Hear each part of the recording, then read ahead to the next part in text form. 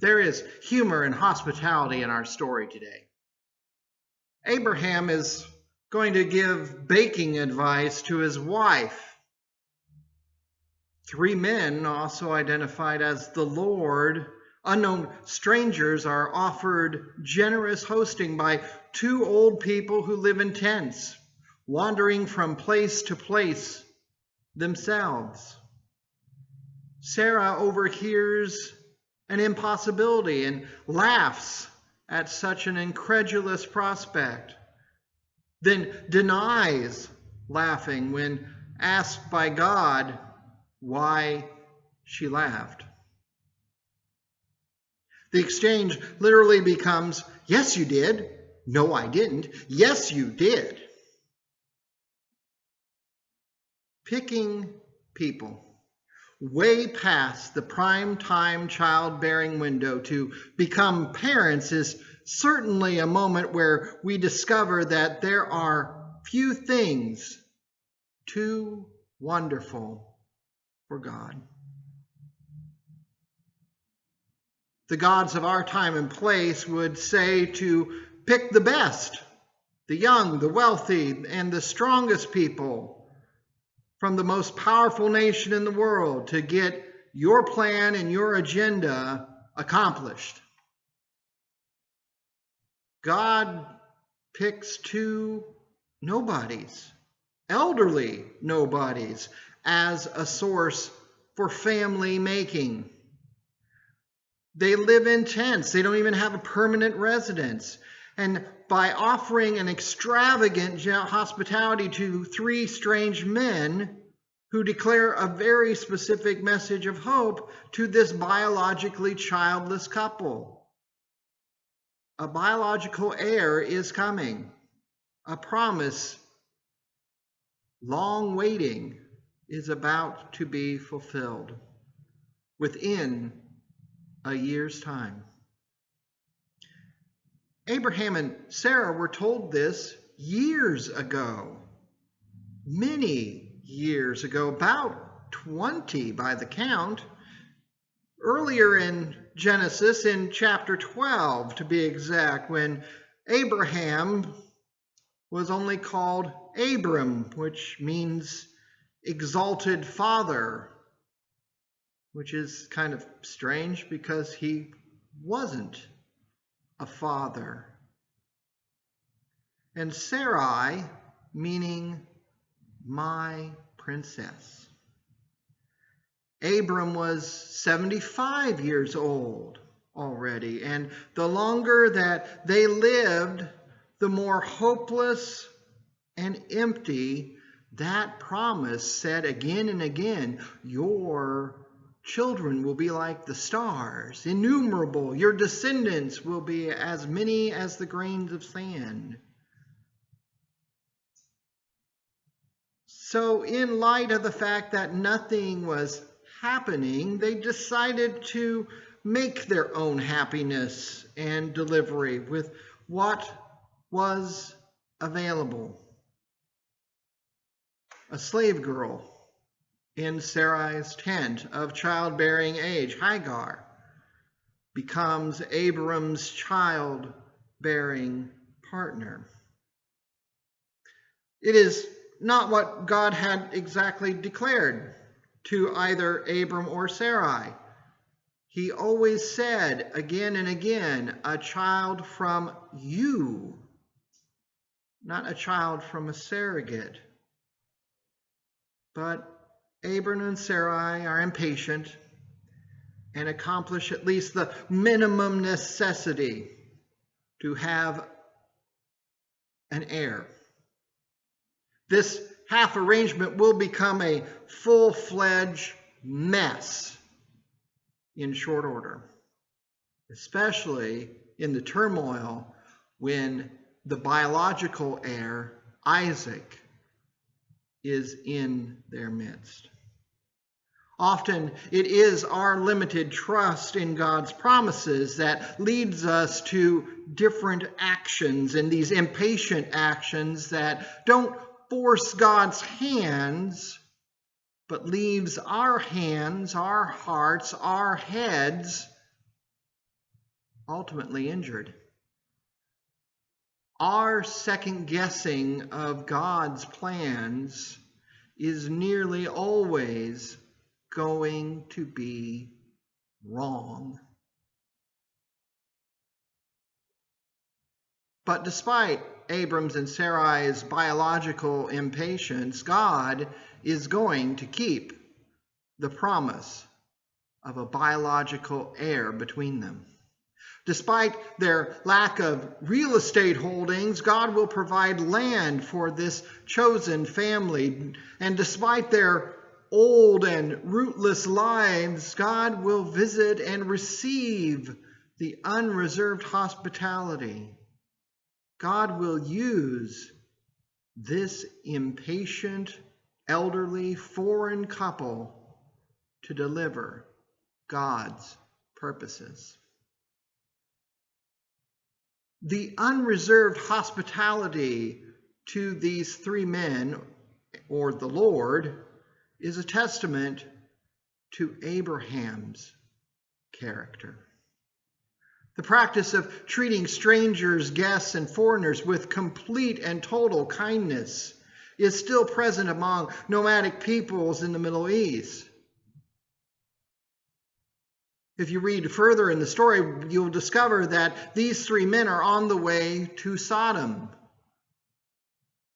to where Abraham's nephew Lot lives, and where everything Abraham offers in hospitality will be refused, denied, and even encountered with threats of violence and abuse.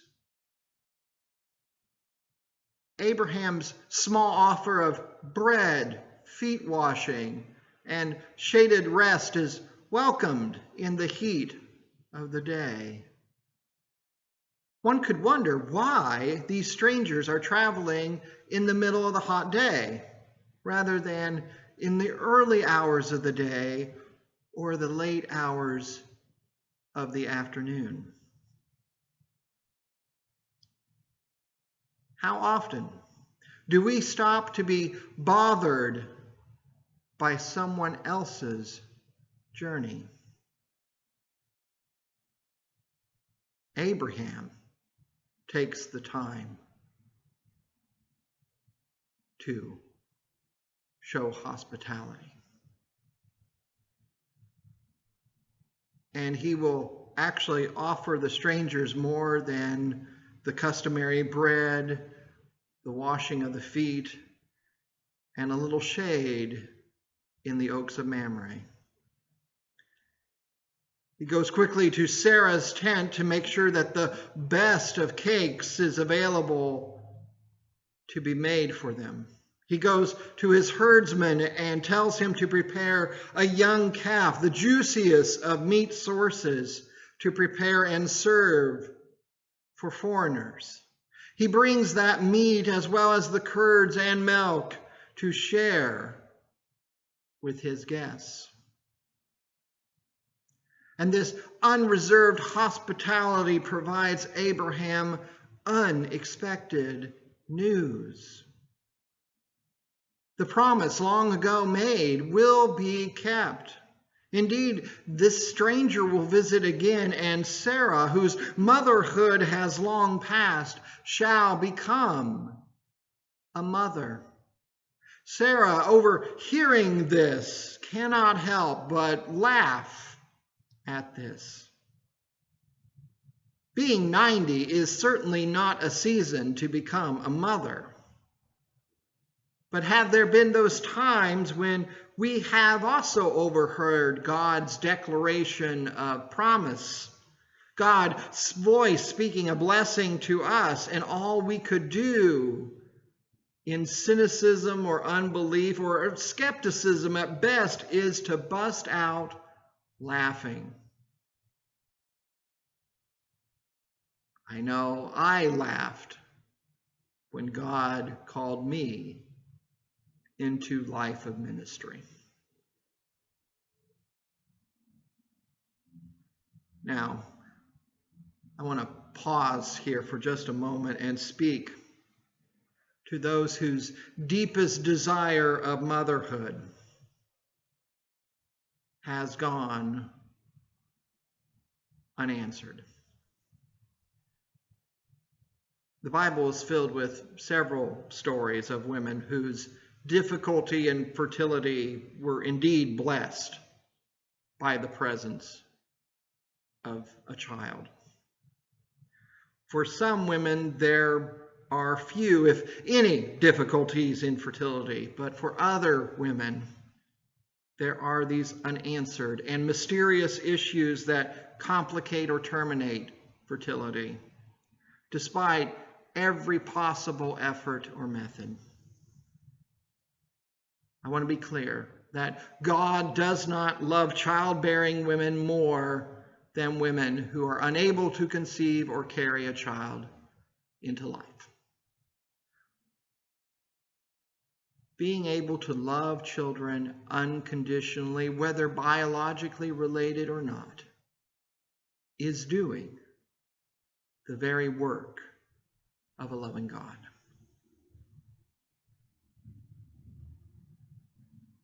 It is Abraham's unreserved hospitality that reveals how funny we become when faced with God's unrelenting love.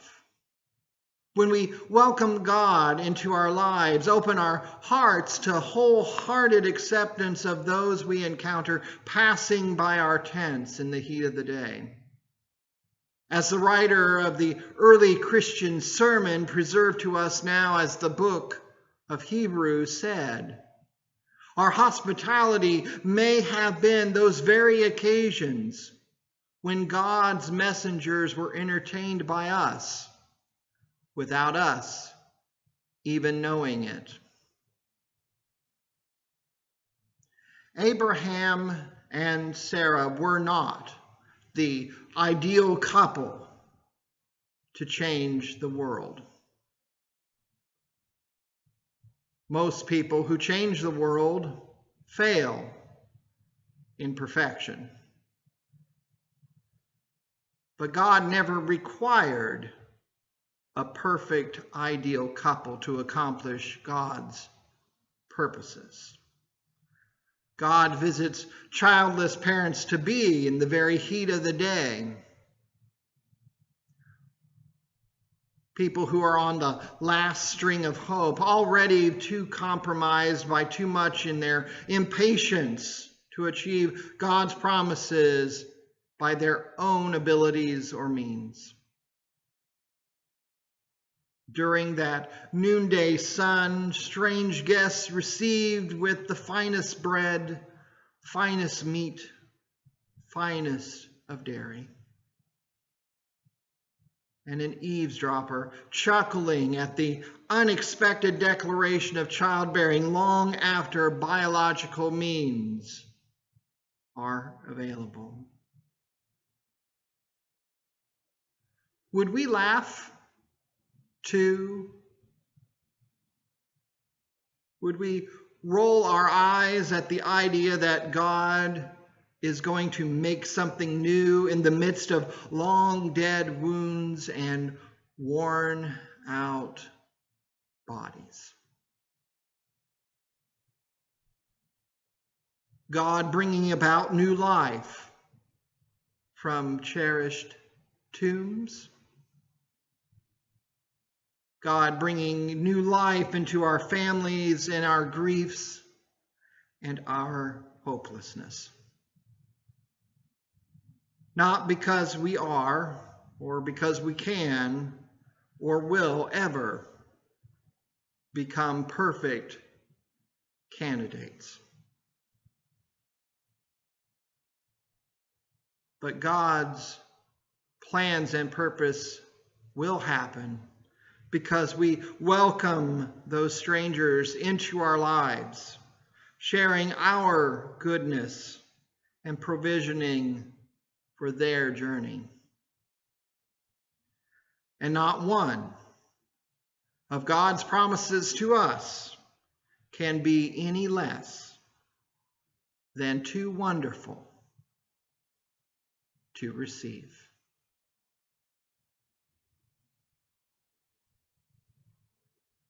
Amen.